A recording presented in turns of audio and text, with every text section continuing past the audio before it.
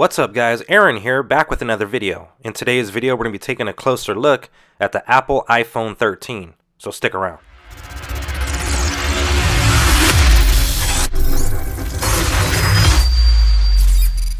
Welcome back guys, and around this time of the year it never fails that we get hit with the normal leaks and predictions of the new upcoming iPhone lineup, and this year is no different. With that being said, what I have in my hands today is what we can expect to see from the iPhone 13 Pro Max. And I want to quickly take this opportunity to answer a question that I get asked a lot when I make a video like this, and that is, why do these dummy units exist? And that's so they can be given to case manufacturers ahead of the device's actual launch, so they can have cases ready on the day the device is released. So first, let's talk about what we can expect to see in terms of hardware. Taking a closer look at the bottom of the device, we have two speaker grills as well as a lightning port. On the right side is our power sleep wake button, and on the left side is the mute switch, volume up and down buttons, as well as the SIM card tray. And on the back we have that triple camera system, LiDAR scanner, microphone, and flash. Now let's talk more about what we can expect to see in terms of software. So of course the iPhone 13 will be running iOS 15, which brings some great changes to the operating system.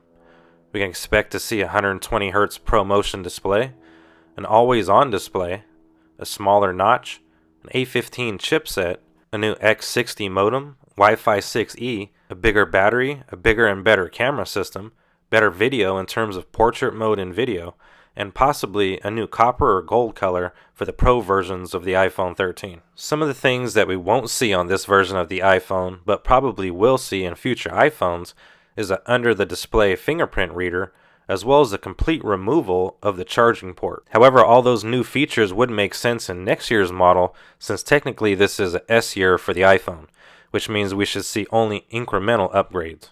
So going over some of the new features, first off we have the 120Hz ProMotion display. If you've never experienced a 120Hz display, then you don't know what you're missing. Now currently the iPad Pro has a 120Hz ProMotion display, and I have to say it makes for a way better experience than a 60Hz display. Everything just runs smoother with no latency. So I definitely think that a 120Hz ProMotion display is a welcome feature that's several years overdue. The next feature to talk about is the always-on display. Again, if you've never used this feature, then you don't know what you're missing. However, chances are you've experienced an always-on display if you own an Apple Watch. An always-on display would be a great addition to the iPhone, seeing as I turn on the display a ton of times a day just to look at both the time and to see if I have any notifications on the screen. I'd also quickly like to mention that Apple's supposed to introduce a matte black iPhone 13. So as you can see, we have the iPhone 13 Pro Max here in that matte color. And to me, I think it looks extremely nice. This is the color that I will be ordering on launch day. The next thing that we can expect to see is a smaller notch. Now, Apple said to make the notch smaller on the iPhone 13, which is great because that means soon they'll be able to eliminate the notch altogether and introduce an under-the-display camera, which I figure will be announced around the same time that the under-the-display fingerprint technology is introduced, so a smaller notch is definitely a welcomed feature. Since we're talking about the notch, Apple is said to introduce the next version of Face ID with a faster, more accurate biometrics system, which should result in a better user experience. Apple said to enhance Face ID to unlock while wearing a mask and also while wearing foggy glasses. Now, in my opinion, Face ID works great, so it'll be interesting to see how much better Apple can make it. Next is the A15 Bionic chip, which will power the new features of the iPhone 13 and is definitely a welcomed feature. And also the addition of improved 5G and Wi-Fi 6E should make the iPhone 13 even more buttery smooth. Next up is ProRes Video. Now ProRes Video is Apple's professional video codec that they introduced in the iPhone 12 Pro Max and has been the preferred codec in Apple's editing software Final Cut Pro for years. Apple's also said to be adding portrait mode for video, which will add that beautiful bokeh that you get from a professional grade camera.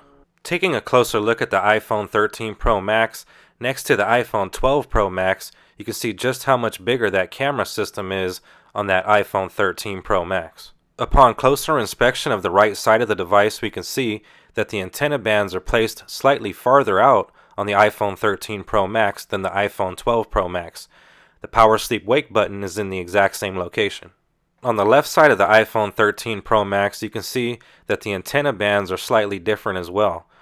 Now our mute switch appears to be in the same location, so does our volume up and down buttons. However, you can see that SIM card tray has been moved slightly up on the iPhone 13 Pro Max.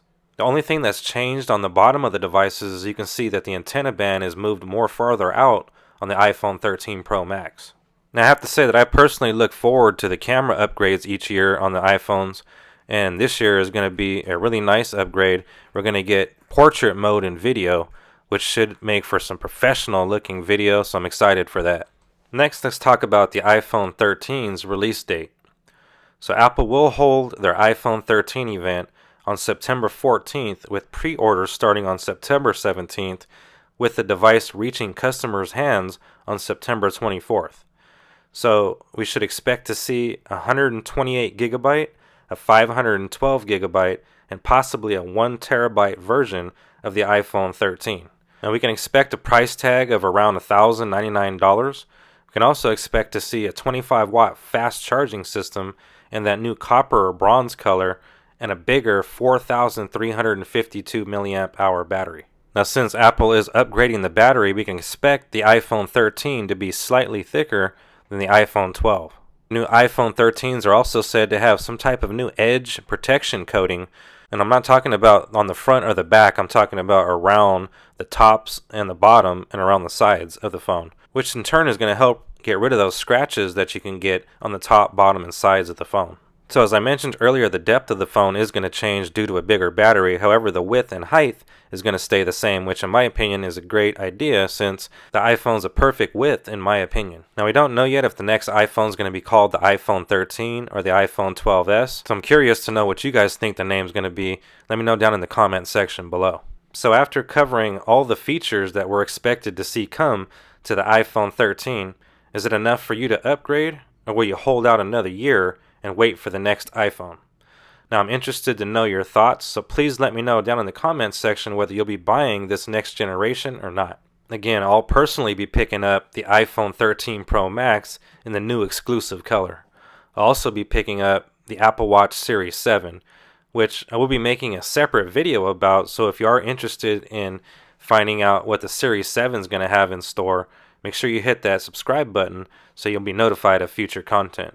If any new information surfaces about the iPhone 13, I will make another video updating you guys on any info that I think you need to know. And I'll also be making an official recap video once Apple is done with their keynote. Something else, guys, that I wanted to mention is that your carrier will be doing a really awesome upgrade this year if you're interested in upgrading your phone from a previous device. So if you have an older iPhone and you're looking to get this new iPhone 13, AT&T and Verizon, I know for sure, are going to have some really nice upgrade options. So be sure to check them out if you're interested in purchasing this new iPhone 13. So again, guys, I just wanted to quickly recap what we can expect from the iPhone 13 Pro Max. So we can expect to get a 6.7-inch OLED display, 120 Hz ProMotion display, an always-on display, a smaller notch, the next version of Face ID, the A15 Bionic chip, improved 5G, Wi-Fi 6E, ProRes for videos, an f1.8 ultra-wide lens aperture, portrait mode for video. We're also expected to see astrophotography added, which should be interesting to see, a 4,352 milliamp hour battery, 25 watt fast charging, 2 new colors, which those being that new gold or copper color, as well as this matte black finish, along with a 128 gigabyte option, a 512 gigabyte option, and a 1 terabyte option. And the iPhone 13 Pro Max will start off at $1,099, and you can expect to get the device in your hand on September 24th. Again, guys, I'm curious to know if you're going to upgrade or not. Now, I currently have an iPhone 12 Pro Max. However, I will be doing the upgrade this year because of that faster chipset and the overall better camera system. Now, it's pretty interesting. I surveyed 10 of my friends who are iPhone users, and out of all 10, I asked them if they were going to upgrade this year to the iPhone 13 or the iPhone 13 Pro Max, and it was a complete split and a complete tie. So 5 people said they were going to upgrade, and 5 people said they weren't. So again, I'm interested to know your guys' thoughts. You can expect more iPhone 13 coverage coming soon.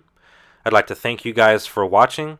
As I mentioned earlier, my name is Aaron, and I'll catch you guys on the next video.